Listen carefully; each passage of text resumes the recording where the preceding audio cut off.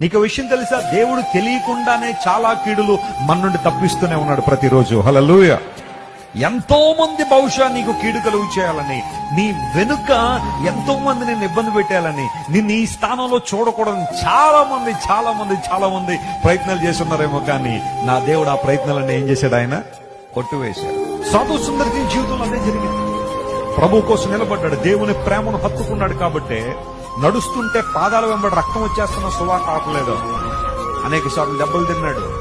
అనేక మంది కీడు చేయాలని ప్రయత్నం చేశారు. భయంకరంగా అతను కొట్టారు. అనేక సందర్భాల్లో తిరస్కరించారు, అవమానించారు. కానీ దేవుని కోసం నిలబడ్డాడు. ఐఎమ్ షూర్ సుందర్ సింగ్ గారికి పరలోకంలో చాలా అద్భుతమైన బహుమానం ఉంది అని నేను ప్రగాఢంగా నమ్ముతా ఉన్నా. నీ బలహీనతల్లో, నీ ఇంపర్ఫెక్షన్స్ లో దేవుని వైపు నువ్వు తిరగగలిగితే ఆయన ప్రేమను మరింత ఎక్కువగా నువ్వు పొందుకుంటావని దేవుని సేవకునే మీకు తెలియజేస్తున్నాడు.